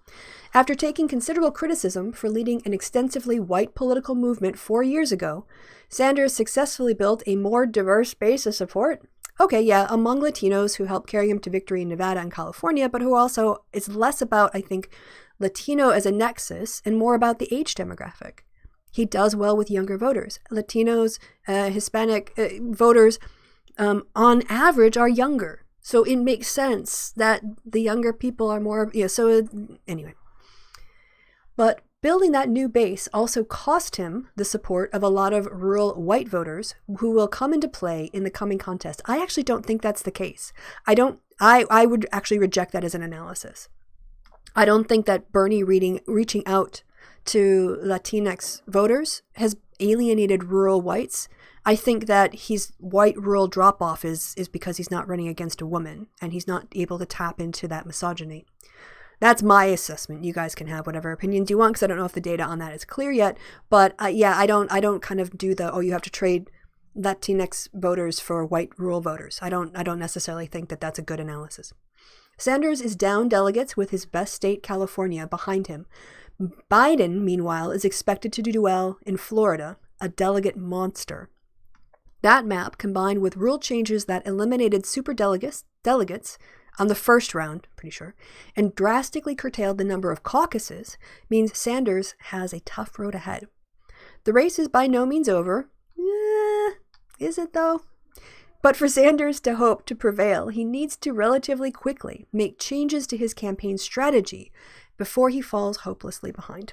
You're asking Bernie Sanders, who's known for never changing and being consistent for the last 30 years, to now in the next week just suddenly change everything up? Yeah, you can ask whether he will. All right. Sanders' best state has already voted. That's what I said earlier. We learned 2 key things on Super Tuesday. One is that the Tio Bernie phenomenon is real, and many Latinos now favor Sanders. He likely won California thanks largely to Hispanic support, and while he ended up losing Texas, he did very well in San Antonio, El Paso, and the Rio Grande Valley, counties where Hispanics are a majority. But Biden did better in the state. The other is that Sanders' support among socially conservative rural whites has evaporated. And this is what I was talking about. This is the whole, his bump, maybe up to 10 points, I think, for just Hillary hate. Part of winning his new Hispanic fan base has meant abandoning his previous immigration restrictionist tendencies. Okay, I'm going to have to just come in on that because, honestly, I didn't pay attention to Bernie's policies in 2016. I didn't care. And so people who are Bernie Sanders supporters, you're going to have to tell me whether or not this is true, whether or not last time around he really was more pro-immigration restrictions. This is from February. He was once wary of immigrant workers. Now he's on their side. Okay, so, this is the narrative that's being spun. Maybe that's why he's alienated rural voters. Again, I think there's a lot of misogyny behind it. And going on with the article, he also dropped his skepticism to gun control. And just as Clinton lost much of her cultural conservative support from 2008 when she had to run against a white person, it seems that with Sanders now matched up against Joe Biden rather than a woman, he has lost the opportunity to pick up gender traditionalist voters. So, and that we do have a point of agreement. This manifested itself on Tuesday in Sanders losing Maine, Oklahoma, and Minnesota, all of which he carried in 2016, even as California flipped from being a state he lost in 2016 to a potential win for him. And it was a win, but it wasn't a dominant win. The problem is that there aren't a ton more Latino votes that Sanders has a good chance of getting now that California, Texas, and Nevada have all voted. This is especially true because all signs point to him being hideously unpopular. Oh, Matthew, whoever you name, Iglesias, this is, oh, that's funny. Okay, so I have to read that again. This is especially true because all signs point to him being hideously unpopular in Florida, Arizona, and New Mexico are still out there for the taking. Oh, sorry, unpopular in Florida. Arizona and New Mexico are still out there for the taking, but even combined, they are still smaller than Florida. By contrast, look at how the vote in Minnesota evolved over the last 4 years. So this is interesting because Minnesota is a pretty white state. A lot of rural white voters. And here we can see Bernie Sanders just cleaned up all over. He got a tie in one case, but Clinton, out of all of these, I don't know how many counties this is, but 1, 2, 3, 4, 5, 6, 7, 8, 9, 10. She won 10 out of all of that. Now, this time around, Bernie Sanders won 1, 2, 3. We went from this to this. He went from this to this. This is why Bernie got blown out by having a primary versus a caucus. Look at this in 4 years. This is like such a huge change. Sanders similarly went from winning nearly every Oklahoma county in 2016 to losing all of them. All of them in 2020. The weakness in these rural areas seems to suggest that Sanders will have difficulty replacing his 2016 wins in Midwestern states like Wisconsin, Michigan, Indiana, and Indiana. In delegate terms, these two states, plus Oklahoma and Minnesota, are worth slightly less than his pickups in California. But the point is that California, which has about 10% of the total delegates, already voted. So Sanders' strength there can't give him any good news in the future. A potentially demoralizing stretch is coming. In the immediate future, Sanders is looking at a March 10th map where he's favored in the small states of Idaho and North Dakota, stands an excellent chance in Washington, actually the polling has him down, but will likely be blown out in both Missouri and Mississippi. His campaign will try to once again win Michigan, but the state is likely to be close and thus not guarantee a significant delegate haul for either candidate. Biden's strength in Missouri and Mississippi will increase his delegate lead. Guam and right. So mathematically, Sanders will still be in the race at this point, and clinching primaries is hard under Democratic proportional rules. But the question is whether he'll be able to sustain the kind of optimistic narrative he did in 2016, which kept him in the race. So in other words, he's already supposed to have won 7 states. He's only won 4. Biden was supposed to win 7. He won 10. And if he gets blown out again in the South and he manages to be, lose in Washington, lose in Idaho, if he loses Michigan, where is the momentum for him to go forward? How do you say, I've lost everything but 5 states, but I'm the person who should be the nominee? It's a hard case to make when you're losing, when your people aren't choosing you. If they're not choosing you in the primary, they're not going to turn out for you in the general either. Or a lower percentage of them will. Bernie's narrative-fueled 2016. Sanders pulled out a surprise win in Michigan on March 8, 2016. His odds of beating Clinton to take the nomination had never been great, but his upset victory raised the possibility that he had a hidden strength in the industrial Midwest, and it buoyed hopes of his supporters. Just a week later, he lost Illinois, Ohio. Why do I keep getting Ohio and Iowa? It's too many vowels. And Missouri, showing he was largely unable to break through in diverse states. Ding, ding, ding, ding, ding, ding, ding, still a problem. Behind the delegates, the looming primaries in New York, New Jersey, and California, large, diverse states, a lot more like Illinois than Michigan, would doom him, a fact that political insiders knew. But Sanders managed to keep running anyway. He wasn't reliant on politically savvy big donors. Instead, he was able to keep his army of small donors engaged, and he kept running. He did this in 3 ways. First, he'd proven an ability to drive the media narratives that were detached from concrete delegate counts. On March 8th, for example, Sanders conceded Mississippi, where he lost big, and focused attention on Michigan, where he narrowly won. By the way, that's what he's doing again now. He totally blew off Mississippi. He canceled his stuff there to go spend time in Michigan, where he narrowly won, thus generating a positive narrative, even though he actually fell even further behind in the delegate hunt. Second, because several big states had late primaries, there were technically a lot of votes up for grabs in April, May, and even June. It was clear from the demographics that these states were too diverse for Sanders to hand Sanders a kind of lopsided wins. Indeed, he lost them all. He would need to catch up. Third, because at the time many Democratic convention delegates were unpledged and unelected superdelegates, Sanders' camp was able to first accuse Clinton of relying on a rigged system to secure her majority, and then pivot to the idea that the race wasn't really over because the superdelegates could swing it to him instead. And should swing it to, I think, him, not her. All right. None of this changed the fact that he had failed to break through in Ohio and Illinois after an earlier poor performance in Texas and every state with a substantial black population besides Michigan. But because Sanders was still raising small money, running ads, holding rallies, and running races, Clinton had to keep spending money and campaigning too. This left her ultimately with less time and resources to spend against Trump, and in a close race, likely contributed to her defeat. Clinton fans put a lot, I don't really want to go rerun 26, but I want to skip ahead. The 2020 process, however, looks very different. This time, there will be no superdelegate MacGuffin to fulminate against. Ooh, fulminate. I love that word. Ooh, I never use fulminate, but I should. It's a lovely word. It's fun to say. Fulminate against, and no obvious source of near-term momentum. Sanders is not exactly a die-hard party loyalist. is Matthew, whatever this guy's name is, British? Because I'm really liking his use of language here. And has plenty of admirers who love his disregard for party unity and the larger spirit of cooperation.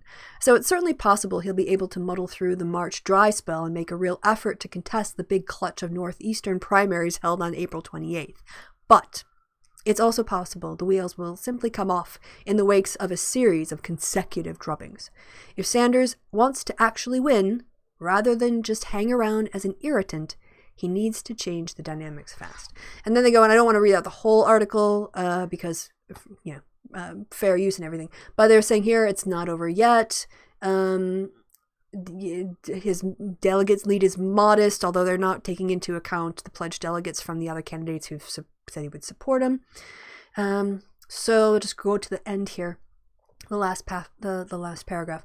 The point, however, is that he's working on a much tighter time frame this time around, with a coalition that was optimized for a state that is already voted. Sanders can still win if he changes the trajectory of the campaign, but he's got to do it fast. And I don't think going after Joe Biden based on billionaire critiques is going to connect with the suburban women who are worried about their 401ks and their families, because that's where their kids' college funds are and their retirement funds are. I don't know how he's going to connect with people who care about race relations and racial equality, because he always frames that in terms of some sort of economic challenge. And so, yeah, Bernie's got, I personally do not see a path forward for him. I think now we're just on a death watch countdown to all the states where he's either going to barely squeak out a win, or he's just going to get blown out and the delegate lead will get bigger and bigger. I think probably by the end of the month, if maybe not by, well, I don't know how you just get completely decimated in Florida as a candidate and say that you should be the nominee. Like, there's no. If you can't win Michigan and you can't win Florida, and you can't win rural whites, why are you at the top of the ticket? What good are you doing? So we are, I think we're just basically going to see what happens. Maybe voters will change their minds. Maybe things will, there'll be a big event in the campaign. Like, who knows? Joe Biden could have a heart attack.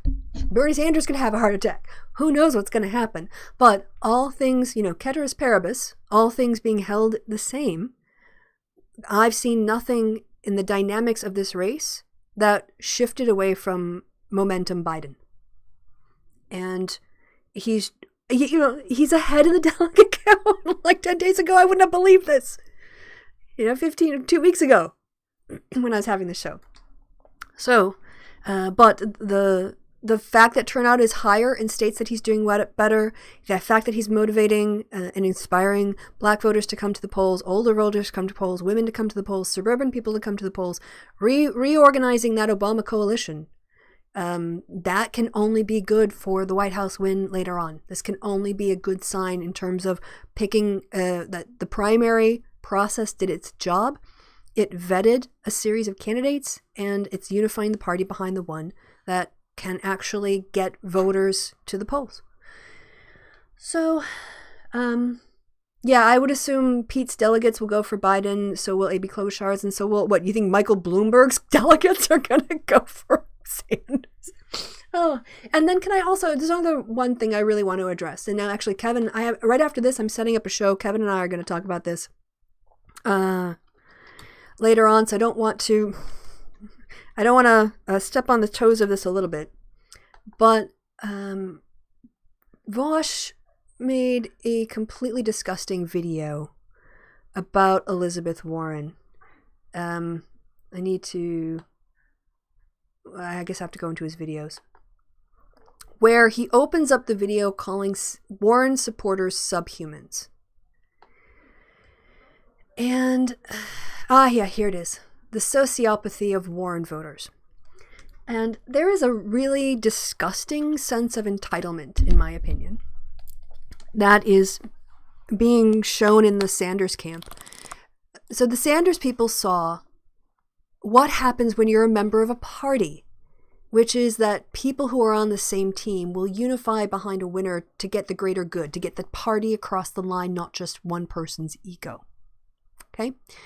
And when it became clear to Klobuchar and to Buttigieg that they could not take things forward, they did that very famous drop out after South Carolina, do the rally on the Monday. Beto O'Rourke also joined in Texas. And what you saw was this sort of like rallying effect of liberals, moderates, and conservative Democrats, not the very liberal Democrats, but pretty much everybody else in the party, who had this moment of coalescing. They came together. And the Bernie people looked at that, and it seems like some of them felt entitled to that as well. They felt like, oh, well, when Warren gets out, she needs to endorse us because we're the better candidate and we have the better policies and she owes us and her voters belong to us. And we want that too. We want that moment of sort of coalition on the progressive side in order to see a big groundswell of support. And it didn't come because, like, why would it? Like, there's no, like, you know, Elizabeth Warren isn't loyal to Bernie Sanders.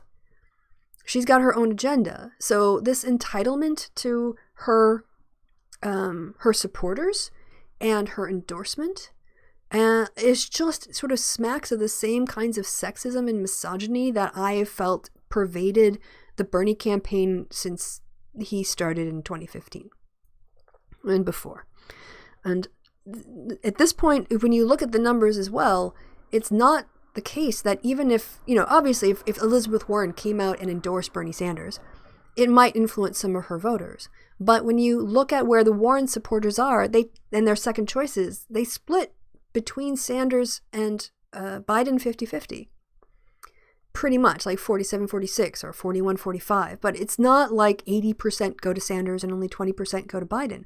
Similar to the kind of break you see in these northern states, these, you know, more white states. Biden is competitive. And here he's competitive with the supporters of a more progressive candidate.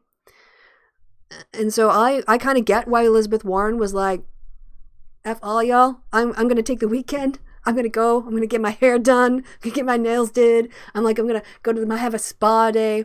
And I'm just going to think about what I want to do with the rest of my life. Because for her, she's not got an obvious endorsement, right? And she might want to see how things play out on the next Tuesday and in Florida. Because if the momentum is with Joe Biden, and in the next 2 big days of races, he just continues to sweep up delegates. If you're Elizabeth Warren and you really care about a wealth tax and funding childcare and funding those opportunities with like a 4-cent wealth tax or whatever her policy is, and Joe Biden is just barreling toward the nomination, and Bernie Sanders people are pleading with you for your support to help them just hold even, with what candidate are you more likely to get the policy outcome you want? Even if she's more ideologically tied to Sanders, politically, if it seems obvious Biden is going to be the nominee, then she's going to want to be on board with Joe Biden so she can get her policies through the White House, if you see what I mean. So it's not so much about progressive purity as it about progressive pragmatism. How do I get my progressive policies passed in with moderate and conservative Democrats while we hold power? And holding power is the first part. Nothing will get done with Trump in office. I would not be surprised if Elizabeth Warren just sat this out until it became sort of obvious, and at which point the blowback of the Bernie bros, it will be fading, and it'll be on the sort of behind you in the rear view mirror. All right, well, I'm finally running out of things to say. Oh, good, we're getting to the 2-hour mark. That's about right. So since I've pretty much been lecturing y'all, and not really been looking at the chat too much. Christy, are you worried about Trump trouncing him in debates? I keep hearing lefties say that people will lose confidence in him if he goes up on stage with Trump and Trump is able to make fun of him. Can I just, let me also give you a piece of wisdom from political science. Debates don't matter. I mean, debates very rarely matter. The debate mattered for Bloomberg because he only had one shot. Like, if you look at the course of the debates, that we've had going back since the start of the Democratic primary. A good performance on a debate will get you a pop. So you can get like a sort of ephemeral bump from a good debate performance. But a good debate performance will not determine an election outcome, because there's a lot more people go on when it comes to candidates, especially candidates they know for a long time, than a single debate performance. Clinton actually beat Trump in all the debate performances, but it didn't turn, I mean, there's a lot of reasons why Trump won, including voter suppression and Russian interference and things like that. But this idea that if Bernie Sanders and Joe Biden even had a debate, suddenly all the dynamics would change because of one debate. Like, no, that doesn't, if that is what you're counting on, if you're counting on Bernie to go up there and go, Joe Biden, you sat next to a billionaire on a bus, and Michael Bloomberg, when he came out, decided to support you and spend his money, and you didn't say anything, but just the fact that someone is willing to help you is evil, and you know, just like, and just attacks Biden? How does that build Sanders' base of support? And you can't widen your support by going negative. And it seems like the only thing Bernie has is either trying to explain to people like me how abortion is contraception access are really economic issues, not identity issues. And somehow I should identify with his revolution because, you know, if we reframe contraception access as an economic issue that he cares about, suddenly it becomes relevant to his revolution. No, meet me on my terms. So I think it is delusional to think a single debate performance or even 3 debate performances will make or break Joe Biden or Bernie Sanders or Donald Trump, because the people are just known. The reason why Bloomberg did so poorly, why it's sort of an asterisk, is that he spent all this money, got all this sort of artificial, well, he got some support based on his perception. And when people saw him on the debate stage, the perception that he was trying to portray of him as a competent leader and a technocrat, it just collapsed. So it wasn't so much that his debate performance like determined it. It was that he did so poorly that it undercut the competence narrative he was trying to build. So people who tell you that debates are going to change the race don't have the data to back that up. You get, again, bumps, points, you know, ephemeral little, maybe a 3-point bump or a 5-point bump. But the thing that you have to remember is that when we do a time series analysis and we have a change event, we also have, so you have an event that changes, like, okay, 9/11 happened. And if you look at presidential approval ratings, George Bush was like 49, 51%, something, or bumping along right around evenly split in the country. And then 9/11 happens. Right? This will make sense in a second. Stick with me with the narrative.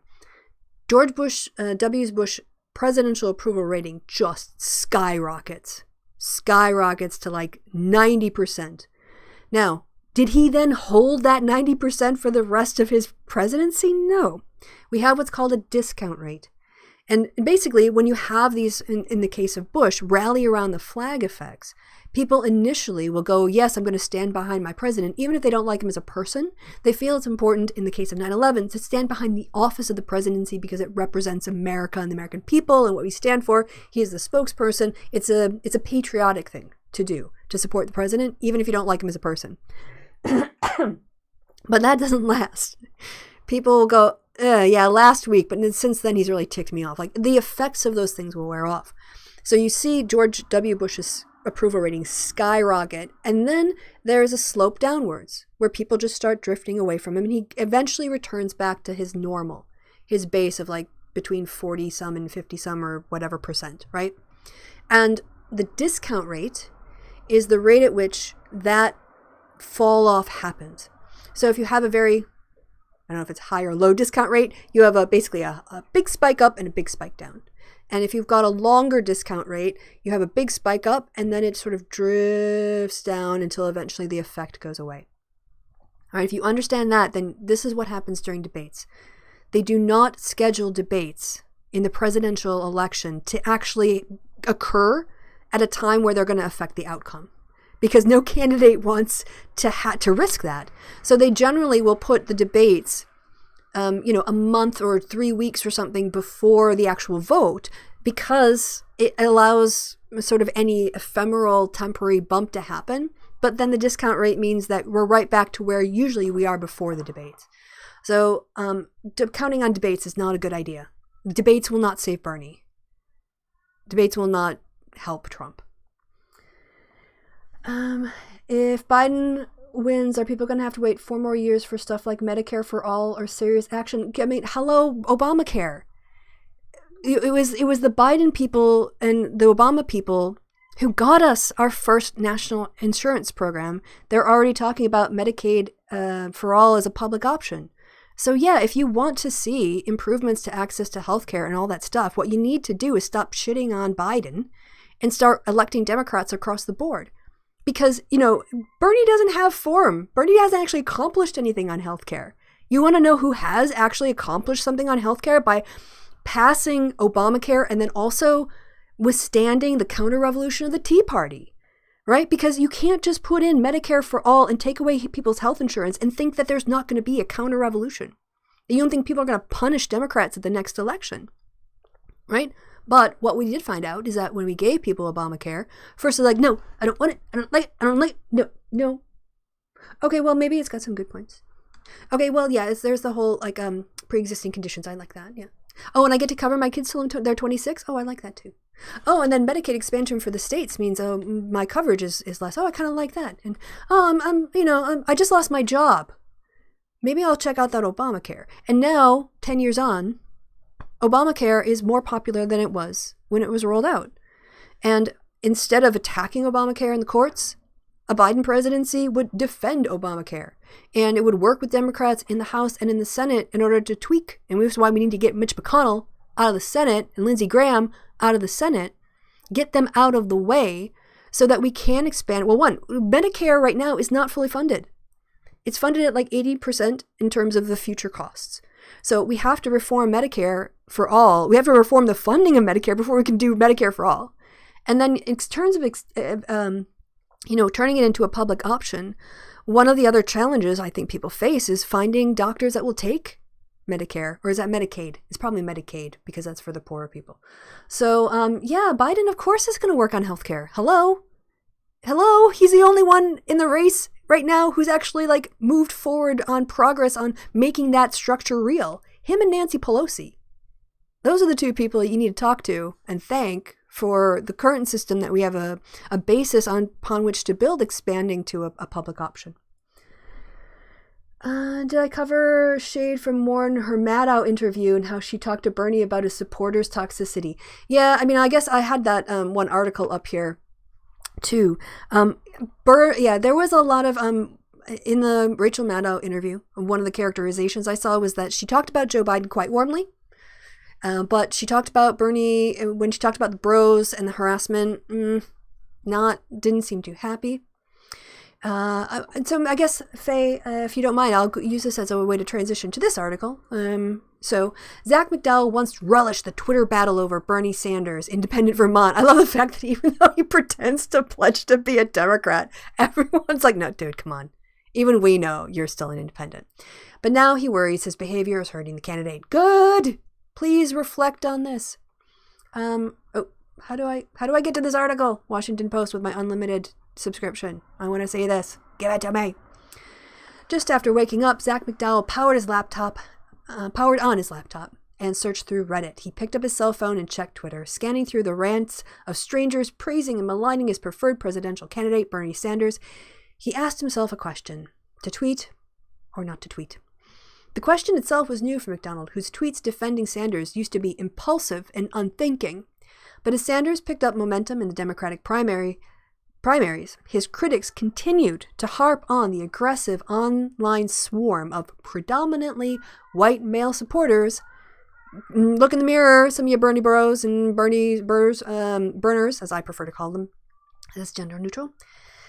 His critics continued to harp on the aggressive online swarm of predominantly white male supporters that had rallied around the Democratic Socialists from Vermont. They called them the Bernie Bros. As I said, I think I prefer burners. I preferred the term Bernard brother, McDowell said, because it seemed more respectable. As a white, mustachioed 23-year-old, just out of college and working a 15-hour tutoring job, he fit the description. He acted the part too, occasionally joining in the online pylons. Now McDonald was questioning his rules of online engagement. What if, for once, the pundits were right? The wrong tweet might feed into the stereotype and alienate potential supporters. Oh my gosh, it's finally breaking through! A party is about building coalitions and unity, not crapping on people until you silence them and then assume because they're not talking back they agree with you. That's what happens. And as Super Tuesday showed, the loudest people online don't get the biggest amount of votes. They don't get the biggest vote share. People who are quiet and insulted show up to vote too. Meanwhile, moderate Democrats were coalescing around former Vice President Joe Biden, who is campaigning on restoring a sense of American civility. The criticism Sanders' online attack squad has been harsh. As she ended her campaign Thursday, Elizabeth Warren, Democrat Massachusetts, decried the organized nastiness of some of his supporters, saying he did not do enough to rein them in. Sanders has disavowed the most abusive voices while defending the majority of his backers. He also, in a debate, tried to blame it on the Russians. So, not really consistent message. McDowell applauded Sanders' statement, but he also worried the criticism was overblown. He was just playing politics in the way he knew how. When he saw a video with Warren, he searched for his keyboard for the snake emoji, a common trope applied to Warren after she alleged Sanders had told her that a woman couldn't beat President Trump. Hiss, McDowell typed. On this February morning, he was scrolling through Twitter again and came upon an ad former New York Mayor Mike Bloomberg featuring a montage of the Bernie bros supposedly going too far. The ad included examples of Sanders supporters threatening to come after fans of other candidates, but those instances were lumped in with a picture of Sanders photoshopped to make it seem like he was aiming a cartoonish gun at the viewer. Quote, "I'm no longer asking for your vote, Bernie or bust," unquote, it said. McDowell laughed so uncontrollably his eyes started to water. "I don't know how I'm supposed to be threatened by this," he said. "It's clearly fake, so you're so old and you have no glasses." Then came a tweet from an African-American political analyst, Jason Johnson, who had referred to some of Sanders' supporters as racist white liberals and misfit black girls after they attacked him for disputing the idea that Bloomberg is an oligarch. This guy is a PhD and he doesn't understand what an oligarch is? McDowell tried to respond to Johnson, but the pundit had already blocked him. That's when McDowell remembered that months ago he had tweeted at Johnson, who complained of Sanders' supporters were taking his word out of context. McDowell replied, "Shut up, nerd." "I was trying to be funny," he said. "Maybe it's a failed attempt. Twitter is not real life." All right, so anyway, I don't want to go on too much. This is getting boring, but generally, the more bros and the more this we see less of, the demonization of Warren supporters, the bro entitlement. Again, Kevin and I'm going to set the show up. I think I have to make sure, but we're going to set up a happy hour for tonight to look at this video by Vosh. And I've only watched, you can see how much I watched of it. I was so disgusted, I already had to turn it off. Because in the first minute and a half, 2 minutes, he already says completely reprehensible things. So we'll get to that a little bit later on. Burners on Twitter are upset that Warren hasn't endorsed Bernie. Yeah, their sense of entitlement to that woman's supporters and her support, and for her to, put on a collar and be led by Bernie is pretty disgusting and shocking. Absolutely. And the way that, for instance, June Schuann completely erases black voters and their agency and their role in the Super Tuesday victories shows the sort of misogynistic, racist bubble that some of these fervent supporters live in. I don't want that in the White House. Absolutely not. Oh, well, people, I am done. Oh, I got a message from my dad. What's that? He sent me... He's fishing. My dad is fishing. Let me see. He just sent me a picture, I think, of a fish that he caught. What is this? Got on the lake about 4 p.m., drilled a couple of holes, fished last 45 minutes before sunset. Snagged 3 nice perch and 1 nice walleye. We'll get a full day in today and tomorrow. Love ya. And then he sent me a picture of his fish. My dad is so Wisconsin. Oh, there's another one. He's put his foot there, so you can't see. Hold on, I gotta put it closer to my face. All right, there you go. You want to see the fish photo? There it is. For scale, he put his shoe there, so I know how big his perch was. Oh, this you can take the boy out of Wisconsin. You can't take Wisconsin out of the boy. All right, people. I see that it is 2:00, which means I have been going live for 2 hours minus a coffee break. That is me. Oh, did Kamala just endorse Biden? Faye? Wait. Let me check the news. That I gotta see. If that's true. If you're playing with me. Don't play with me like that. Coronavirus. I don't see that, but I'll go to the politics page because obviously diseases that are going to kill us all coming first. No, I'm still not seeing it. Yeah, fish and dad. I'll just do Harris Biden. And I said, don't play with me like that. I would obviously, can I just go? I've been like political scientist, analyst, really not coming in here on anything like that. In terms of my personal assessment, like my personal feelings. Yes. Oh my God. You know what would be the best for me? So I was Team Harris a long time ago. From the start, because I think she is a powerful woman. She is a competent woman. She is young. She can have a future in politics. And so, she dropped out early on because she couldn't get support in very white states. But if it's the case that she's endorsed Joe Biden, yay! Thank you, Faye. Woohoo! This is good. This is a good sign. My number one pick for Joe Biden is Kamala Harris for VP. And then if something were to happen and she became president, I would get what I wanted anyway, which is not Joe Biden.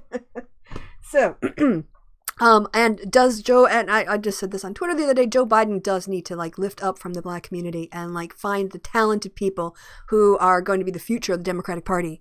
And he needs to, he needs to go to that demographic, and he needs to lift somebody up from that community and put them on the path to success.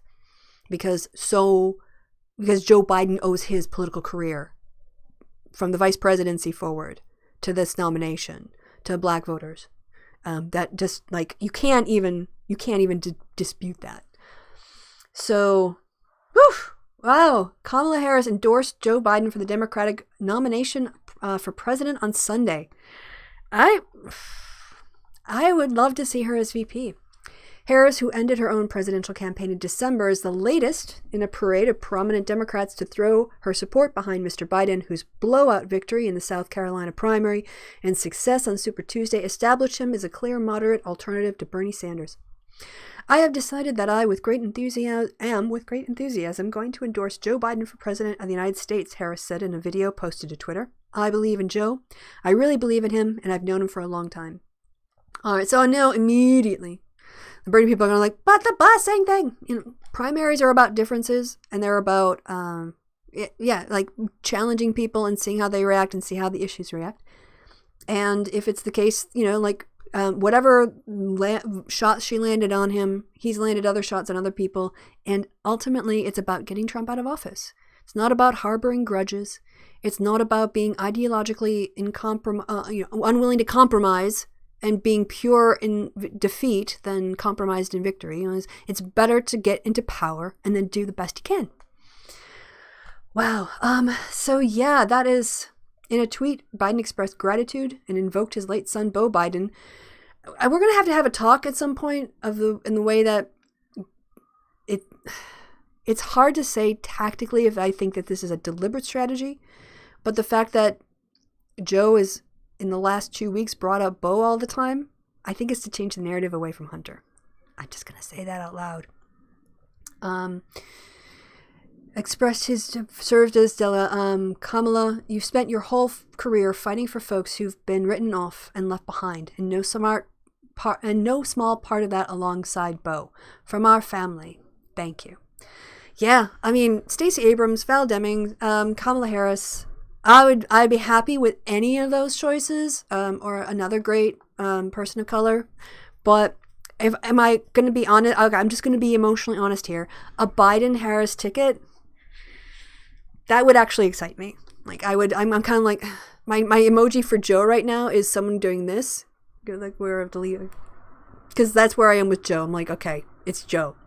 If it's between Joe and Sanders, there's not a choice. I have to go with Joe. But if there's a chance for Harris to set herself up to have a black woman, or Stacey Abrams. I mean, obviously I'm crushing on Kamala, but oh my God, that would be so cool. That would be very exciting. I'd be excited to vote for that ticket. So thank you, Faye Queen Corey, for breaking news on our show. Breaking absolute news. What was it? Just in the last 2 hours or something. Fabulous. Lucky Wanderer says, Christy Winters. Thank you. Yeah, so coronavirus endorses who? Okay, I'll just wrap this up. I did see on the Twitters when it comes to who the coronavirus is endorsing. Let me go to my account because I just saw. Oh, did you see Bernie Sanders' book to do another town hall on Fox News? I'm just putting that out there. He's going to go to, and I think that's because he's desperate for the rural white votes that he doesn't understand. He needs to shore up, and the thing is that they're not with him again. All right, so June, still a racist, still erasing black voter agency. Bernie Bro. Oh, that's my show. Oh, where is the stuff about the Republicans? Oh, maybe it was a retweet. Anyway, they did a poll of voters, and they found that how seriously Americans are taking the coronavirus depends on their partisanship. And this is how Trump poisons, taints, ruins, corrupts everything. Where'd it go? But Republicans are saying that they're less likely to constantly wash their hands. And yes, this one from Reuters. I tweet a lot. Sometimes it's hard to find my stuff. Yeah, I agree. Americans who now find themselves... Is that... Okay, just be quiet, you. Don't play. No play, no sound. They're, finding themselves politically divided over the coronavirus. Democrats are about twice as likely as Republicans to say the coronavirus poses an imminent threat to the United States, according to a Reuters Ipsos poll conducted this week. And more Democrats than Republicans say they are taking steps to be prepared, including washing their hands more often or limiting travel. Poll respondents who describe themselves as Republicans did not see the coronavirus as a threat, and it said it still felt remote because cases had not been detected close to home, and their friends and neighbors did not seem to be worried either. So, damn, being a Trump follower makes you less intelligent. Just reduces your ability to process information from what I can see. All right. That was Cenk being a jerk in the airport to some, at least one black employee, because he had to wait for 4 hours for a flight. He had a little mantrum over it. So, all right, guys. Well, as I said, there is going to be, I'm pretty sure there's going to be a happy hour tonight at the usual new time, which is 10 o'clock my time and whatever time that is yours, 9 o'clock Kevin's. And we're going to go and trash Vosh for being trash. So if you want to come along and see how misogynistic and, dehumanizing he is to other people for having the temerity of disagreeing with his politics, come and help us or join us as we crap all over Vosh. And thank you guys for watching. I have been Christy. You have been awesome. I'll see you on the happy hour, and I'll see you back here next Sunday for another Weekend Winters. So, yes, I've been Christy. You've been awesome. I did all that. And goodbye. I'm trying to move my mouse over to where I have to end the stream. And that's it. All right. Catch you guys later. Have a good day till next time. And the window isn't right. I still have to delay and figure out. There we go. Okay, now for reals.